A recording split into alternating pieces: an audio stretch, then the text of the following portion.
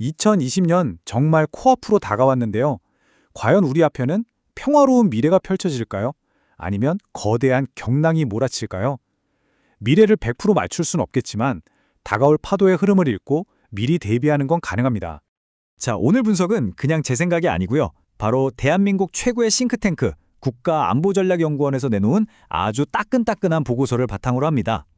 지금부터 2026년 전 세계와 우리 한반도의 미래를 결정지을 핵심적인 전망들을 하나씩 아주 알기 쉽게 파헤쳐 보겠습니다. 그래서 2026년 세계는 대체 어디로 향하게 될까요? 이 거대한 질문의 답을 찾기 위해서 먼저 세계를 움직이는 큰 판부터 한번 들여다보겠습니다. 첫 번째 파트입니다. 2020년 세계의 거대한 흐름. 과연 글로벌 안보 지형을 뒤흔들 가장 큰 변수는 뭘까요? 뭐니 해도 2026년 국제질서의 핵심 키워드는 바로 미중 관계일 겁니다. 근데 이게 전면전으로 가는 게 아니고요. 보고서에 따르면 관리하는 경쟁이라는 아주 아슬아슬한 줄타기에 들어섰다는 거죠. 미국은 국가안보전략서 NSS를 통해서 중국을 경쟁자로 딱 규정하면서도 안정적으로 관리하려고 하고, 중국 역시 군사적 충돌은 피하면서 어떻게든 같이 살아갈 규칙을 만들려고 하고 있습니다. 이건 전면전의 위험은 낮추지만 오히려 국지적이고 계산된 충돌의 가능성은 더 높이는 양날의 검과도 같습니다. 자, 그런데 미중이 이렇게 관계를 관리한다고 해서 세상에 갑자기 평화로워지는 건 절대 아니겠죠. 우크라이나 그리고 중동의 불씨는 꺼질 기미가 안 보이고요. 특히 대만 해협이랑 남중국해는 정말 작은 불꽃 하나가 언제 터질지 모르는 그야말로 저강도 고위험의 화약고라고 할 수 있습니다. 그리고 이 혼란이 틈타서 새로운 세력이 뭉치고 있습니다. 바로 CRNK라는 건데요. 중국, 러시아, 이란, 그리고 북한을 잇는 권위주의 국가들의 연대입니다. 이게 그냥 서로 좀 친하게 지내는 수준이 아니라 아예 서방 중심의 질서에 맞서는 하나의 거대한 축, 블록을 형성하고 있다는 게 중요해요. 사실상 신냉전에 막이 올랐다, 이렇게 볼 수 있는 아주 중대한 변화입니다. 자, 그럼 이 거대한 흐름 속에서 주요 강대국들은 과연 어떤 속내를 가지고 있을까요? 두 번째 파트에서는 미국, 중국, 일본이 각자 어떤 카드를 만지작거리고 있는지 한번 깊숙이 들여다보겠습니다. 먼저 미국입니다. 2026년은 트럼프 2기 행정부에게 정말 중요한 해가 될 텐데요. 바로 11월에 중간선거가 있거든요. 이 선거 결과에 따라서 이른바 메가 지지층을 결집시키려는 정책과 여기에 맞서는 반트럼프 진영의 저항이 정면으로 부딪히면서 미국의 외교 정책이 정말 누구도 예측할 수 없는 방향으로 흘러갈 수 있다는 겁니다. 중국으로 가볼까요? 중국은 2027년에 있을 시진핑 주석의 4연임이라는 아주 큰 정치 일정을 앞두고 있어요. 그렇기 때문에 2020년의 최우선 과제는 뭐니 해도 내부 안정입니다. 경제 성장세가 꺾이고 청년 실업이 심각해지는 이런 문제들을 해결하고, 특히 미국의 압박에 맞서서 기술이랑 공급망에서 완전히 독립하는 데 모든 힘을 쏟아부을 거라는 거죠.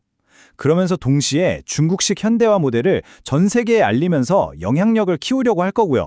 자, 다음은 일본입니다. 대만 유사시는 곧 일본 유사시다. 다카이치 내각이 던진 이 한마디에 사실상 모든 게 담겨 있습니다. 이건 그냥 말로만 하는 게 아니에요. 중국을 정면으로 겨냥하면서 동북아 전체의 긴장 수위를 한껏 끌어올리는 아주 강력한 신호탄이라고 봐야 합니다. 방위비 GDP 2% 달성. 이 숫자가 바로 그 선언을 뒷받침하는 구체적인 행동입니다. 수십 년 동안 1%라는 벽에 갇혀있던 일본이 이제 전쟁 가능한 보통 국가로 가겠다는 걸 공식적으로 알리는 신호탄인 셈이죠. 이건 정말 동북아 안보 지형의 판을 바꾸는 근본적인 변화의 시작입니다. 자, 그럼 이렇게 전 세계가 요동치는 상황에서 이 모든 변화의 파도가 가장 격렬하게 부딪히는 곳, 바로 우리 한반도는 어떻게 될까요? 세 번째 파트, 경랑 속의 한반도입니다.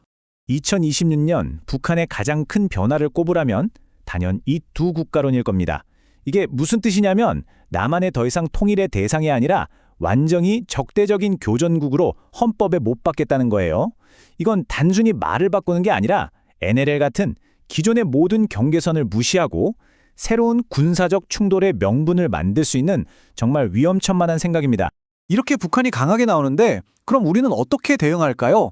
한국 정부가 제시하는 카드가 바로 엔드 이니셔티브입니다. 교류에서 시작해서 관계를 정상화하고 결국 비핵화로 가자는 이 단계적인 접근법은요, 북한이 지금 당장 호응하지 않더라도 우리는 대화의 문을 닫지 않겠다는 전략적인 의지를 보여주는 겁니다. 한미동맹도 완전히 새로운 차원으로 들어섭니다. 그 게임 체인저가 바로 핵추진 잠수함 건조 협력이에요. 이건 단순히 좋은 무기 하나 더 들여온다 이런 차원의 얘기가 아닙니다. 군사, 경제, 기술을 전부 아우르는 포괄적인 전략 동맹으로 양국 관계가 한 단계 업그레이드 됐다는 걸 보여주는 가장 상징적인 사건이라고 할 수 있죠. 여기서 아주 흥미로운 질문 하나를 던져볼 수 있겠네요. 2026년에 과연 북미 정상회담이 다시 열릴 수 있을까요? 보고서는 가능성이 있다고 봅니다. 특히 트럼프 행정부가 11월 중간선거를 앞두고 뭔가 보여줄 만한 외교적 성과가 필요할 때 이 정상회담 카드를 아주 강력하게 밀어붙일 수 있다는 거죠. 이건 정말 한반도 정세의 흐름을 완전히 바꿀 수 있는 최대 변수가 될 수 있습니다. 자, 지금까지는 우리가 지도 위에서 볼 수 있는 눈에 보이는 지정학적 갈등에 대해 이야기했습니다. 하지만 2026년의 전쟁은 여기서 끝나지 않습니다. 지금부터는 눈에 보이지 않는 새로운 전쟁터, 보이지 않는 전쟁의 세계로 들어가 보겠습니다. 첫 번째 전선은 바로 사이버 공간입니다. 북한 같은 적대 세력들이 핵 추진 잠수함의 설계도나 핵심 기술 같은 정말 민감한 정보를 빼내기 위해서 아마 모든 수단을 다 동원할 겁니다. 이건 단순히 기술을 훔치는 걸 넘어서서 한미 동맹의 신뢰 자체를 흔들려는 고도의 심리전이기도 합니다. 두 번째, 보이지 않는 전선, 바로 AI입니다. 그런데 이제 경쟁의 판이 바뀌었어요. 예전에는 누가 더 좋은 반도체 칩을 만드는 애의 싸움이었다면 이제는 그 AI를 돌릴 어마어마한 양의 전력을 누가 안정적으로 확보하느냐의 싸움으로 넘어갔습니다. 보고서는 이걸 AI 전력 안보라는 새로운 개념으로 부르고 있어요. 왜냐하면 미래의 패권은 반도체 공장이 아니라 데이터 센터에 불을 밝힐 수 있는 전력망을 손에 준 자가 차지하게 될 테니까요. 세 번째 전선은 저 높은 곳, 바로 우주입니다. 북한이 군사정찰 위성을 쏘아 올린 거, 이거 그냥 위성 하나 더 생겼네 하고 넘길 일이 아닙니다. 이건 우주에서 목표물을 찾아내고 그걸 지상에 있는 미사일과 연동해서 즉시 타격하는 우주 미사일 통합 타격 체계를 만들겠다는 야심의 첫 단추를 꿰는 겁니다. 여기에 만약 러시아의 기술 지원까지 더해진다면 그 위협의 수준은 상상 이상으로 커질 수 있습니다. 결국 2026년의 안보는 더 이상 탱크나 전투기 같은 전통적인 무기만으로는 지킬 수가 없다는 얘기입니다. 이 보이지 않는 전선들, 즉 사이버 방어, AI 전력 안보, 그리고 우주 위협에 대한 대응 능력이 한 나라의 생존을 결정하는 새로운 기준, 뉴 노멀이 되고 있는 거죠. 자, 지금까지의 모든 이야기를 하나로 끼워보면 2026년의 핵심은 바로 이겁니다. 예전에는 따로따로 움직이던 지정학, 경제, 기술이 이제는 하나의 거대한 톱니바퀴처럼 완벽하게 맞물려 돌아가는 단일 전략 환경이 나타났다는 겁니다. 이게 무슨 말이냐면 한 분야에서 터진 위기가 곧바로 모든 분야의 위기로 번지는 그런 시대가 왔다는 뜻입니다. 이 거대한 변화의 파도는 우리 모두에게 엄청난 도전인 동시에 또 새로운 기회가 될 수도 있습니다.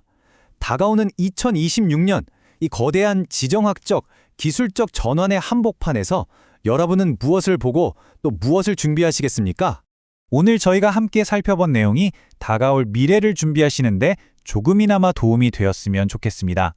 오늘 분석이 유익하셨다면 구독과 좋아요 버튼 꼭 눌러주시고요. 저희에게는 지속적으로 좋은 컨텐츠를 만드는데 정말 큰 힘이 되거든요. 더 깊이 있는 분석으로 다시 찾아뵙겠습니다. 감사합니다.